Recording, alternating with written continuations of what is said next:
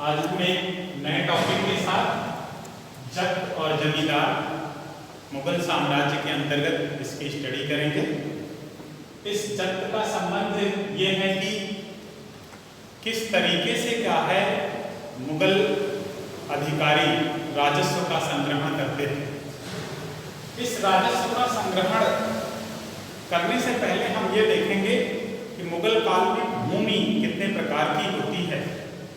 यहाँ पर जो भूमि का प्रकारों का वर्गीकरण दिया गया है वो भूमि की उत्पादकता के आधार पर दिया गया है। सर्वप्रथम आपके समक्ष पोलज भूमि का नाम दिया गया है, जिसमें क्या है प्रत्येक वर्ष फसल बोई जाती थी और कर प्राप्त किया जाता था।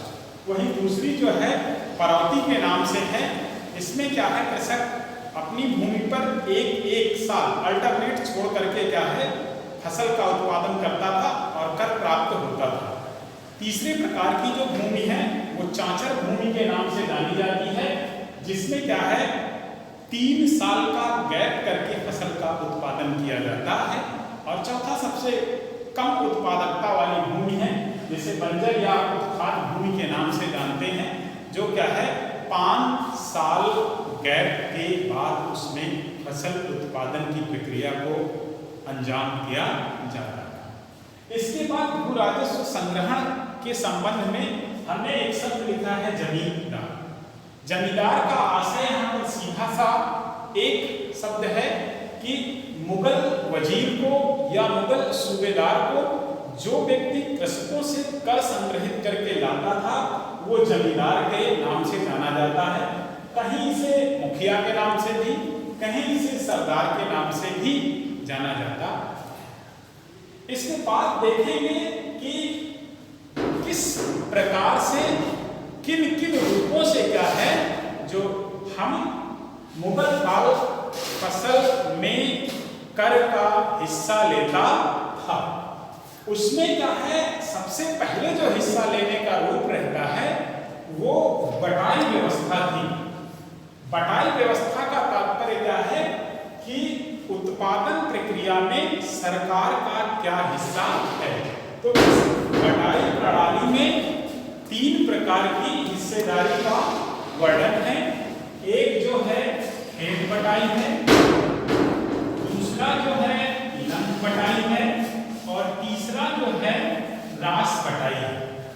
यहाँ खेत बटाई का तात्पर्य है कि खेत में ही ये तय हो जाता था कि कृषक का खेत कितना है और सरकार का खेत कितना है। यहाँ जैसे अगर एग्जाम्पल को देखने की कोशिश करें कि ये किसी कृषक का खेत है तो इसी में तय हो जाएगा कि ये मुगल प्रशासक को इस खेत का राजस्व दिया जाएगा और इसका क्या है कृषक के पास रहेगा। इसी प्रकार से लंक बटाई का तात्पर्य है कि जब फसल उत्पादित हो जाती है लेकिन वृक्ष से अलग नहीं होती है, सूखे हुए भाग में कटने के फलस्वरूप जो हमारे पास लाख या बोझ बनते हैं गेहूं और धान के, उनमें से क्या है कुछ हिस्सा राज्य को और कुछ हिस्सा कृषक को दिया जाता है। उसे हम लंक बटाई के नाम से जानते हैं।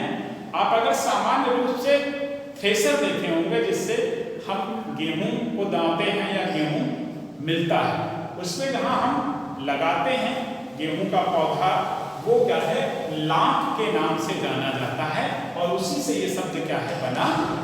फिर आता है रास बटाई। रास को यहाँ पर समझने की कोशिश करिए, राशन से या अनाज से, यानी कि अब अनाज के दाने में राज्य की हिस्सेदारी होगी कृषक के साथ। यानी फसल कट गई, थ्रेशरिंग हो गई, गेहूं के दाने आ गए, उनमें से क्या है सरकार का हिस्सा और कृषक का हिस्सा तय होगा। ये इस प्रकार से बटाई व्यवस्था पूर्ण होती थी। तो यहाँ 3 प्रकार की बटाई है, खेत बटाई, लंग बटाई और रास बटाई। दूसरी जो होती है संग्रहण करने की प्रणाली थी वो नस्क प्रणाली थी। नस्क को हमने यहाँ पर दूसरा नाम लिखा है कंपूत प्रणाली। यानी क्या है अंदाज के आधार पर राज्य जो है कृषक से राजस्व ले लेता। और तीसरी प्रणाली जो है वो जब्त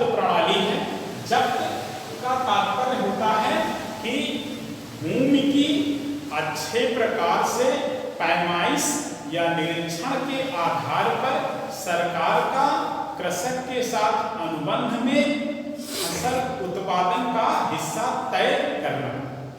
इस व्यवस्था को क्या है, आईने दहसाला के नाम से भी जाना जाता है।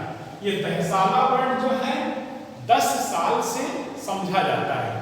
इसको शुरू करने वाला व्यक्ति रहता है अकबर का वित्त मंत्री या राजस्व मंत्री, टोडरमल के नाम से जाना जाता है। ये शुरू होती है 1570-71 से 1580 तक, ये 10 इयर्स का है। इसमें क्या है, टोडरमल ने 10 साल के लगान व्यवस्था का स्टडी किया और एवरेज निकाला, औसत निकाला, और उसी को क्या है कृषक के साथ अनुबंध में राजस्व लेने की बात कहता है। इसके बाद उसने क्या है, इसी आईने दहसाला के अंतर्गत राजस्व क्षेत्र का निर्धारण किया। राजस्व क्षेत्र का निर्धारण करते समय उसने भूमि की पैमाइश और भूमि पर उत्पादित होने वाले फसलों को भी अध्ययन किया। और इस राजस्व क्षेत्र का आशय ये है कि ये प्रांत से अलग भी हो सकता है या प्रांत में भी हो सकता है। जैसे वर्तमान समय में आप देखेंगे एजुकेशन एरिया या शिक्षा क्षेत्र बनाए जाते हैं जो जिले की यूनिट से बाहर होते हैं, वैसे ये भी राजस्व क्षेत्र का निर्माण किया गया था। और किसके आधार पर किया गया था, कर संग्रहण जो है वो, और फिक्स किया गया था कि एक राजस्व क्षेत्र से 1 करोड़ का क्या है राजस्व एकत्रित किया जाए, और इस क्षेत्र को क्या है करोड़ी के नाम से जाना गया। फिर क्या है, जब हम इसका और इसका नॉर्मली स्टडी करते हैं तो मुगल प्रशासन में जो आता है कि राजस्व कितना लिया जाता है, वो आता है कुल फसल उत्पादन का 1/3 या 30% लिया जाता है। इसके बाद आपके टेक्स्ट बुक में एक नाम क्या है, अकबरनामा। अकबरनामा का आशय है कि एक टेक्स्ट बुक है और इसका क्या है, उसका जो दरबारी राइटर रहता है अबू फजल ने इसको लिखा है। ये 3 पार्टों में है। इसका पहला पार्ट जो है अकबर के पूर्वजों को समर्पित है, इसमें बाबर, हुमायूं अन्य का जिक्र है। जो दूसरा भाग है वो अकबर के काल की घटनाओं का, यानी बैरम खां की मृत्यु कब होती है या महामंगा का शासन क्या है, इन सारी चीजों पर इसका फोकस रहता है। तो जो इसमें अकबरनामा में लास्ट पार्ट होता है उस पार्ट को आईने अकबरी के नाम से जाना जाता है। और ये क्षेत्र जो है वो एडमिनिस्ट्रेशन और क्या है राजस्व संग्रहण पर मुख्य फोकस है। तो आप ये जानने की कोशिश करिए कि अकबरनामा एक टेक्स्ट बुक है जिसका राइटर जो है वो अबू फजल है, और ये 3 पार्टों में लिखी गई है जिसका मेजर पार्ट है आईने अकबरी। आज बच्चों बस इतना ही आज के वीडियो में। नेक्स्ट वीडियो में हम नेक्स्ट टॉपिक के साथ आएंगे। धन्यवाद।